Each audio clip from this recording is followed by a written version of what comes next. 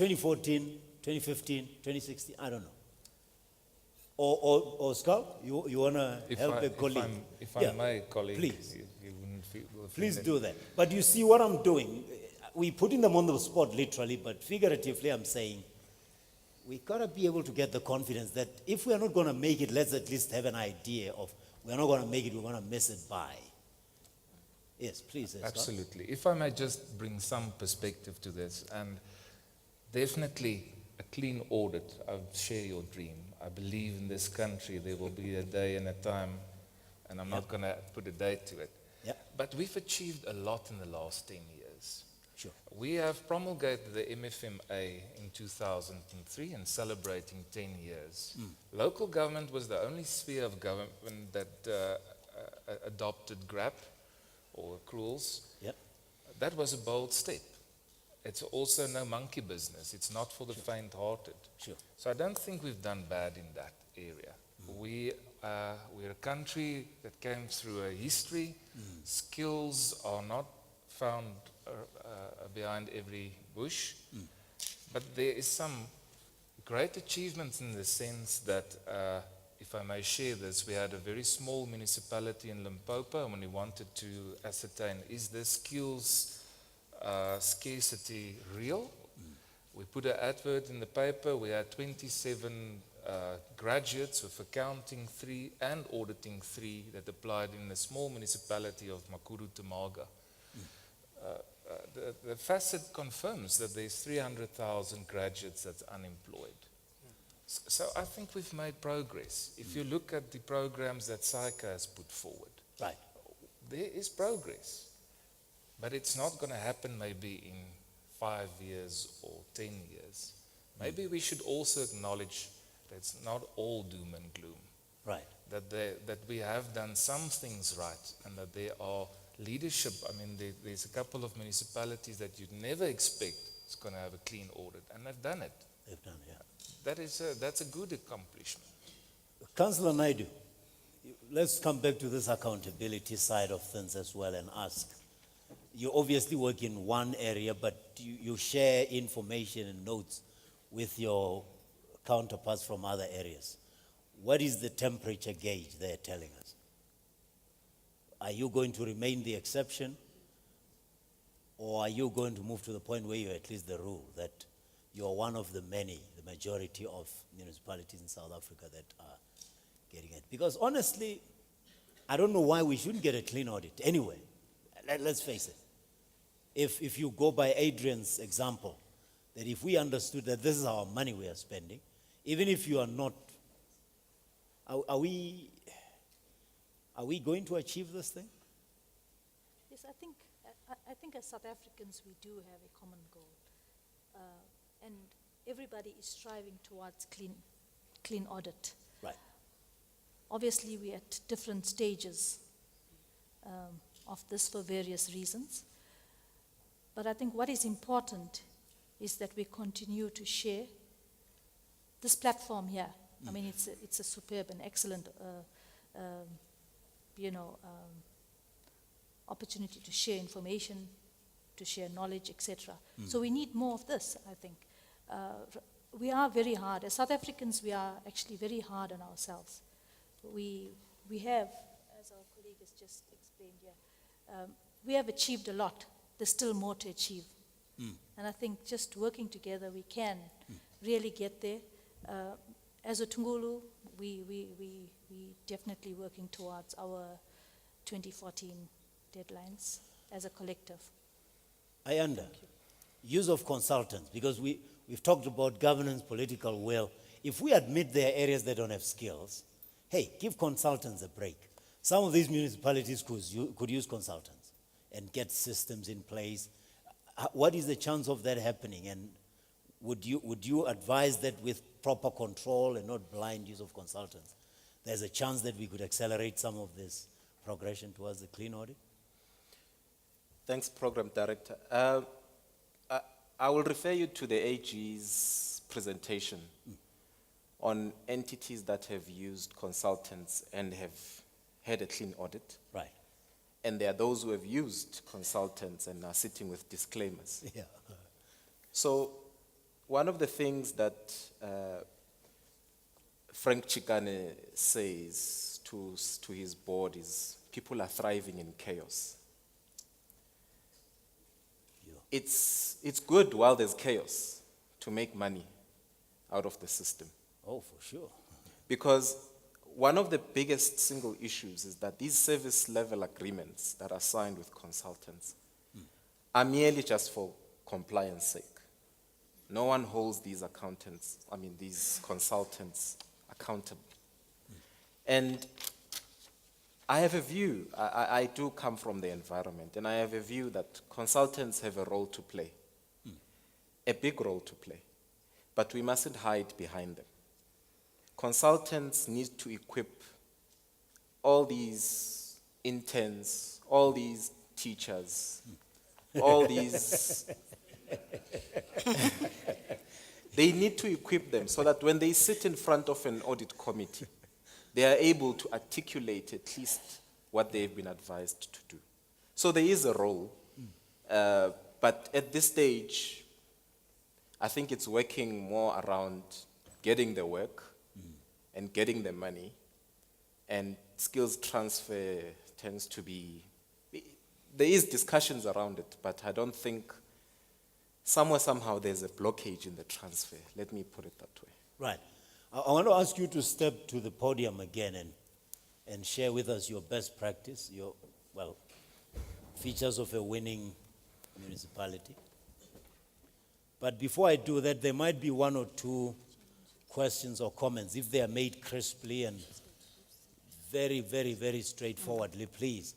Let me see how many people would like to say something, whether it's a question or a comment, but I'm going to ask you to write it down in 20 words, so that when you say it, you don't give a context, and we might struggle to fit you in otherwise. So I have 1, 2, 3, 4, 5, 6, 7, 8, 9. Be honest. If somebody has already said what you wanted to say, don't, for the sake of it, step to the microphone. Let's take 3 and hear where we are going. And while I ask Ayanda you might address some of these, because I don't think you'll be. Let's see what the questions and comments are. Please write it down in 20 words before you stand up. It's going to make life easier for us. We are a bit pressed for time. Let's get the roving microphone and set the tone for Ayanda, so that he can also address some of the questions or comments. Excuse me. I just want to find out from the speakers there that do they think that clean audit is possible under the following circumstances? 1, the absence of ethical leadership. 2, absence of skilled oversight bodies. 3, absence of skilled officials and decision makers. 3, 4, undue political influence on officials. Willful overriding of internal controls by management, and no consequences for wrongdoing by officials, for example, irregular expenditures, fruitless expenditures, so to say, and ineffective self-delivery. Thank you. All right. Thank you. I'll reserve that one for you, Skalk. Not because but the areas are directed at you. Not everything, but the bulk of them. Okay, thank you very much. Thank you very much. That was very done. That's what I meant when I said crisp. Not because I don't like to hear people talk, but we don't have the time. Sir, carry on. Thank you, Program Director. My name is Rajesh. I'm with the KZN COCTA. Just a few comments around skills in local government, just to share with the room. One of the things that we in the province, and I think it's a national initiative, municipal managers and chief financial officers cannot be vacant for more than 3 months. So that's something that we want to do to plug the skills gap, and there's legislation to say that if they act for more than 3 months, they've got to get permission from the respective MEC for local government. So clearly that's one area to address skill. The second area is that national treasuries come up with the minimum competency levels for chief financial officers and municipal managers. So if you want to manage a budget of 500 million rand or 500,000 rand budget, you would need to have certain minimum competencies, and National Treasury is driving that initiative. The colleague from National Treasury spoke about 1,750 interns in local government at the moment, but this is a continuous financial management grant where the intention is to build capacity in local government. So currently there are 1,750 interns in local government. But if you go back, he mentioned being there for 10 years. a number of interns have already been skilled in the sector specific. So there is skill in the local government, we believe. As COCTA, we've also partnered with SICA. There is the AAT program, which is the accounting technicians, where people don't have the basic bookkeeping skills. We as the province, we're trying to get municipalities to skill the very junior staff. So I thought I'd share that with the room, program director. And the last comment, I think we also need to respect, as provincial and national government, we support and monitor our colleagues at the local sphere. But we need to respect they are an autonomous sphere of government, make their own decisions, and sometimes we cannot influence to a very large extent. So that's where our role is. Thank you. Thank you very much, Raj. I think I know the AAT initiative. They do have a, is it Zimmerman, that lady? Yeah, I know what they do. All right, let's get gender balance a bit. I'll come through to you. Oh, hello. Oh, my name is Manisa. Oh, I just want to find out about the 2014 deadline. Firstly, I want to find out what informed that date to say everyone must get a clean audit by 2014? Because now, from what I understand, the municipalities are not the same. Like Mhlawuyaling and Durban do not have the same requirements. But now there's this blanket date to say 2014. Was there any analysis that was done before, or any feasibility study to say that everyone can comply to this deadline? Or was it Ayanda's dream? Or was it just Ayanda's dream? Okay. Thank you. Mr. Msibi, I'll leave that one to you because you can answer with authority how we arrived at 2014 as the Auditor General. And there's another question down here. Let's deal with this side and move over to the other province. Good day, my name is Marty van Rensburg. I want to ask a question around a ICU or a intensive care unit for municipalities that does want to turn around. I had a recent experience where I think we came to closed doors, both at national level from Treasury as well as provincial Treasury. I know the stick needs to be there to say if you don't get a clean audit, if you don't get that, you will not get additional financial assistance. But reality is something is not turned around in maybe 1 year's time. And I think we need to think about how do we put that ICU for municipalities together. All right. I'll give it to you, not because I want you to, but it looks like you might be running not an ICU, maybe high care, but for 3 municipalities, you know. Okay, let's move over. I think we're going to close this because I like the questions and that, but time doesn't like me or you. It doesn't hate you either, but just keep going. Hi, I'm Lerato. I just want to ask a question about Vision 2014. And I'm confused because now listening to Skalk, we have Vision 2003. We're looking back now 10 years ago in terms of what we have achieved. My understanding of a vision, we're looking what we're going to achieve and what we've set ourselves to achieve by 2014. So I think maybe we really want to keep to the issues. What is going to happen in 2014? Why is it not happening if it's not going to happen? Yeah. And then number 2 is the issue of consultants. I don't think I think it's a non-event. If you want to be a government, you're going to forever you're going to always need consultants. Consultants are specialists. It's like hiring a surgeon and you're saying that you want to know how to be a surgeon after that project.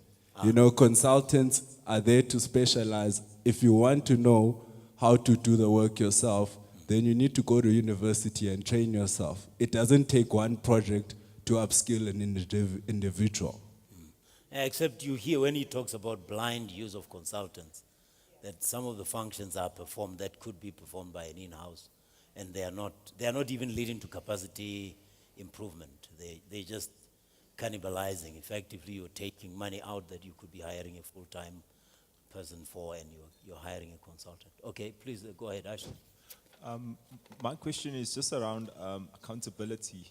I think clean audit really is about holding someone accountable for your problems that you got in a municipality. And I don't see it coming from a municipality, from the MFMA. What can we do?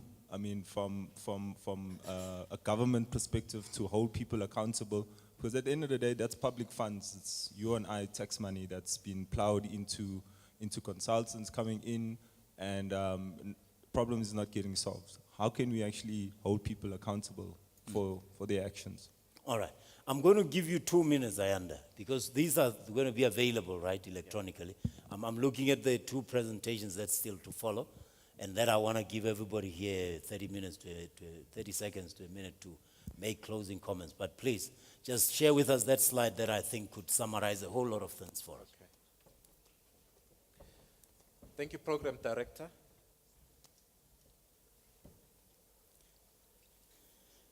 Here's the first one. You need to create a positive environment where the management, the board, the audit committee can have a sound relationship with the AG. Often, we bash the AG, we don't listen to what they have to say, and we have a preconceived view of what things should be like, and that hinders progress. Invest in governance. I don't think we do enough. In fact, I think we are investing in rubber stamping at this point in time, not proper governance. Follow through with consequences. That we don't see much of. We see the enrons, we see the big issues, but how many CFOs do you know who are in jail as a result of the fruitless and wasteful expenditure? Report truthfully. I think that's self-explanatory. Attract and retain skilled people. Also, combined assurance was put into perspective yesterday. At this point in time, it's a document. It's a white paper. Looks good, but it has no implementation really in local government. There's a repeat there. Here's something I'm trying for my own office. I'm looking at a program where I could exchange employees. Let's learn some of those skills from the people who are doing it. It's still being crafted, but I'm sure we'll perfect it soon. Plan for the audits. It works. Improve reliance on internal audit. How many of you, audit committee chairs, members who are here, have received a certificate from the Institute of Internal Audit that your internal audit function, their files are up to scratch? No hands. Okay, there you go. Is there a hand? No, I'm saying there you go. Oh. Colleagues, management does not review. At this point in time, what we see is things that are based on pay as you go. It's based on hope that they will not pick it up. Management does not review. I don't know what they are doing, but they are not reviewing. We end up spending sleepless nights reviewing financials and picking up mistakes which should not have been in those financial statements. I think on the positive side, you need to brag about what you are doing well in local government. At this point in time, it's doom and gloom. Something that sounds a little bit impractical, but it will help in the long run, is close every month like it's your year end. Every financial manager needs to be stressed around the 25th, but they are not. I believe with those in the short term, it will emerge. In fact, there was a question, when do you think? I think there is a vision that 2014 might not happen. Some are hopeful. Well, from where I'm standing, I think it's a bit of a dream, which may not be realized. But let's create an Operation Clean Audit 2018. Because at this point in time, if we don't shake some of these issues, we're going to be talking about why it hasn't worked again. Thank you. Thank you very much. And I think I always like it when somebody can summarize what their story in 2 slides. They just make it easier to share information. And okay, let me ask, Skalk, let me ask you first to answer the questions in your closing remarks, but I'm literally giving you a minute, please. Just. Thank you for that. No, I think in an ideal situation, a clean audit would start off doing the basics right. If you count your sheep every day, you will, at the end of the year, have the whole flock. Ethical leadership will certainly help. Management reviews, as already mentioned, will help you to deal with your irregular expenditure. You need to do the basics right, then you will eventually come to a clean audit. It is preferable that there is ethical leadership, that there's depth of governance, that there's functional oversight. But for practitioners, if you do the right things consistently, I believe it will contribute to a clean audit. Mr. Msivi, I think there was a question directed at you in particular, and just in your closing remarks, the 2014, and I know I might seem to be obsessing on this, but it's still a good question. All right, let's ask, Councillor Naidu needs to leave. Let's start with her, because I was going to. Please, your closing remarks, if you may. I think we need to continue to build a culture of clean governance. We must have a shared vision.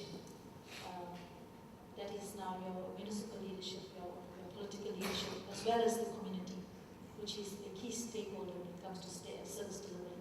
So they also need to understand how it works, so that the demands are within this whole framework of the MFMA. But also, I think we need to take into consideration our rural municipalities. A lot has been said around skills. The issue around the reporting structures, we've adopted international standards in reporting. We need to still comply with that, that's very important. However, maybe simplify templates, etc. So people could then read the AFS much easier, to focus on the salient points. I think that's very important. And that's a challenge out here for all our professionals, to try and look at a framework that is a little bit more simplified within the governance structure, within compliance, etc. I think that's very important. That will become more realistic than in achieving this clean audit in 2014. Thank you. Joey, let me just come to you. I'll rather give you the last word, Mr. Msivi, because I think it actually works best, because this is your vision, 2014, and I've been obsessing. I'm going to guarantee the country that 23% of the municipalities in the country will receive at least unqualified audit reports in 2014. Right. Done. Okay? And we will get maybe some clean ones. Probably about 20% of our municipalities will get clean audits by then. For me, there's a few key areas that we need to look at to be able to do that. And it's been our approach in the province which has helped us to get more unqualified audits than national and provincial departments that exist. So the first is to pin accountability where it rests. Okay? Your accounting officer is accountable, your CFO is accountable, your internal auditor is accountable, your audit committee is accountable, your mayor is accountable, your MPAC is accountable, your service providers that you outsource work to are accountable. So in KZN, if a service provider delivers asset management support to a municipality and they still get a disclaimer, we phone up the service provider and say, what did you do?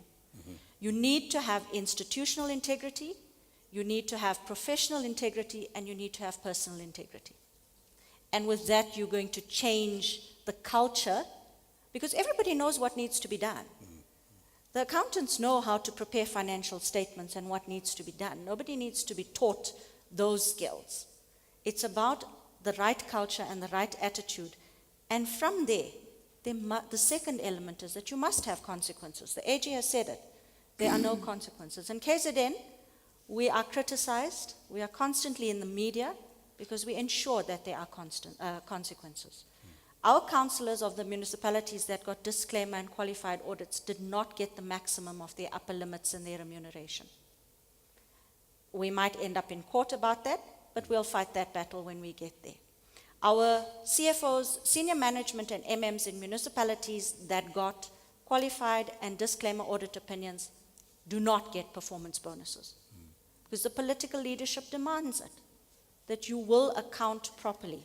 So that's the element of consequences. And then the other aspect is working at the root causes of the problems. You can't be saying, okay, we can't prepare reconciliations, and that's the reason why we could not get, an unqualified audit.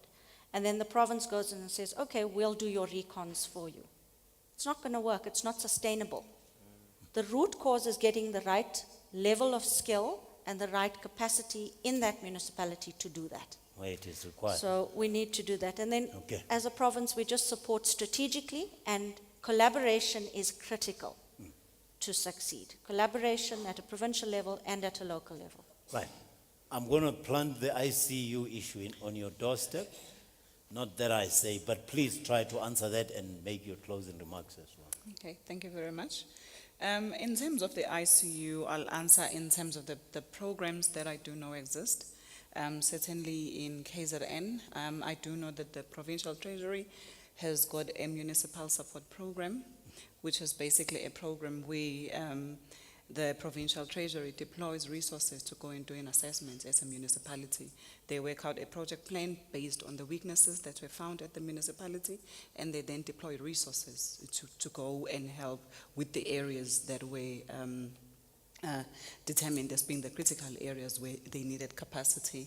I do know that the provincial quarter has got a project that started last year, which is Operation Clean Audit, which is very much similar to what the Treasury is doing. However, it is the scope is much wider in that they are not only looking just at financial management, but they are looking at other areas in the municipality. I'm not too sure which province the lady is from. Right. And then I do know that a couple of years back, I'm not too sure, Skal can correct me, National Treasury used to deploy municipal finance experts at the municipalities, which were earmarked as needing that kind of assistance. And those experts would basically be at the municipality for a certain period, sometimes 12 months, Right. where they were helping the municipality. And there's all types of other engagements and supports that are provided at provincial level between the Treasury and the Department of and COCTA. And then in closing, I think most of the best practice has been spoken about. I'm just going to talk about clean audits from an audit committee perspective. To basically say that certainly from having attended this conference, I have learned what the private sector is doing, the good things that they are doing. I do know that some of them are going to be a bit hard for us to implement at local government, looking at the area that we're in. However, in terms of the good audit committee, we have spoken about the composition of the audit committees. For starters, for an audit committee to work and deliver on the requirements and the duties of the audit of the audit committee, it needs to be composed to talk directly to, in terms of the MFMA, to the requirements as per Section 166, in terms of what has to be discharged by the audit committee. So you need to look at financial management expertise, you need to look at audit expertise, you need to look at performance management if that audit committee also looks at performance management. If there is no performance management specialist in that committee, then that committee is going to struggle with discharging its duties as far as making recommendations to council in terms of performance management. We need to look at the legal requirements in terms of the local government and whether we've got people who've got that expertise. And then over and above that, to not only look at the expertise, but to also, not just the composition, but also the expertise of the people who are being appointed into the committees, and whether their level of skill and experience will allow them to discharge on the duties that they have. And then lastly, to have basically synergy between the leadership structure the administration, being the accounting officer and management, and the governance structures to have that kind of synergy to achieve the vision that Councillor Naidu was talking about. Thank you very much. And lastly, Mr. Msivi, your last word. Thanks, Program Director. I think in conclusion, I would like to say, as an office, we responded strategically to Vision 2014, where we started analyzing audit outcomes in detail, having internal stakeholder, external stakeholder engagement at all levels, ministers involved, DGs, oversight committees. We also made sure that entities affected should have action plans that are aimed at addressing the negative audit outcomes, and will basically commit to those issues.